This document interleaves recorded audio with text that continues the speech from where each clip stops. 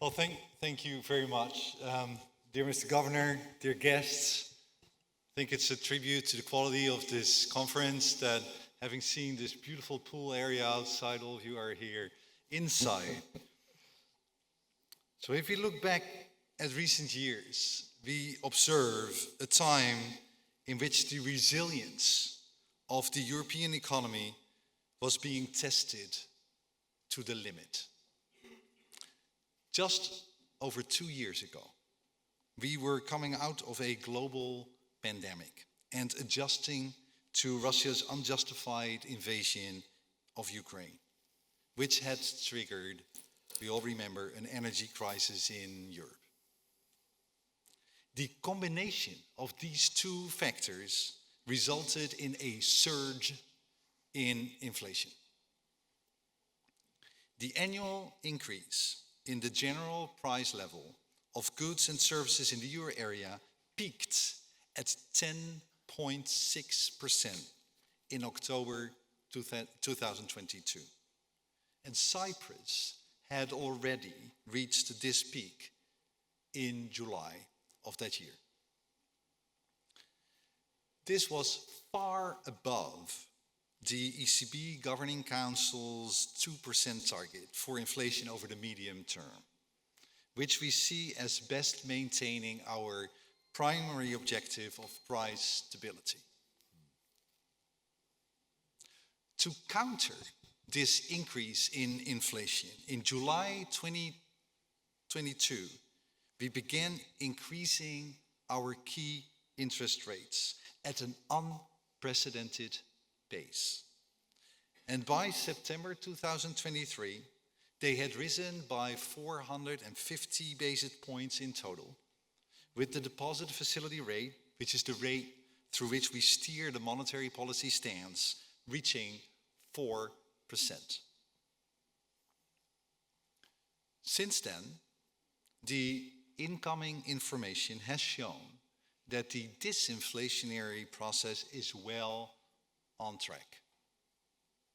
And this has allowed us to steadily reduce rates by 75 basis points since June of this year, with the deposit facility rate now sitting at 3.25%. Throughout this adjustment to interest rates that are still higher than before the pandemic, the European economy has, including the financial system, has demonstrated its resilience, which is built on the reforms that have been implemented since the global financial crisis and the European debt crisis. But despite this positive progress, I feel it is very important to warn of the risks of complacency.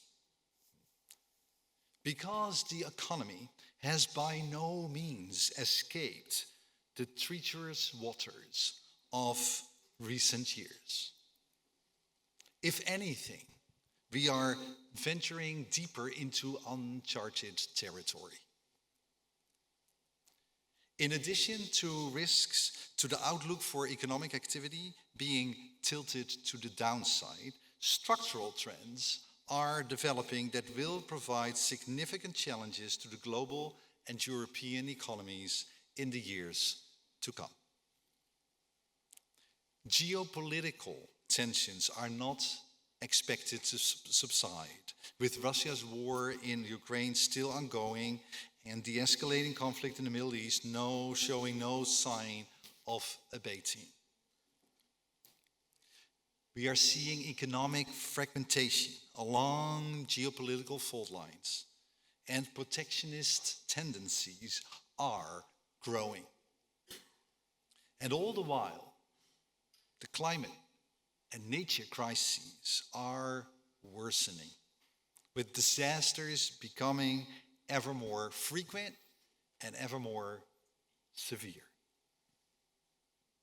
These trends are particularly notable for the bottlenecks that they may impose on the economy, while of course acknowledging that the word bottleneck fails to do justice to the human suffering and damage caused by geopolitical conflict, global heating, and nature degradation.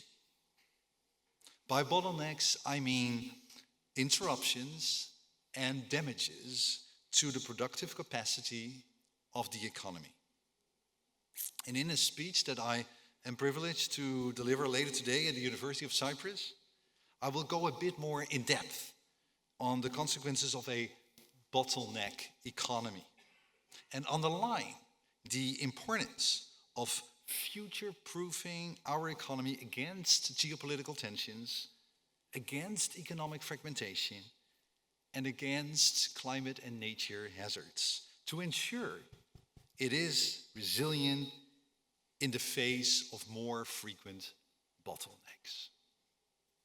By protecting the natural capital stock and upgrading the physical capital stock, by countering labor market scarcity, and by taking forceful action to bridge the increasing productivity gap. For monetary policy, this challenging environment implies that we must remain laser-focused on our price stability objective. Considering the magnitude, frequency, and persistence of bottlenecks that might emerge, monetary policy may have to respond more proactively to shocks than has been considered appropriate in the past. At the same time, assessing the appropriate monetary policy response becomes more complicated. Therefore, the flexibility and data dependency that we have applied in navigating the challenges of the past few years will remain crucial in the years to come.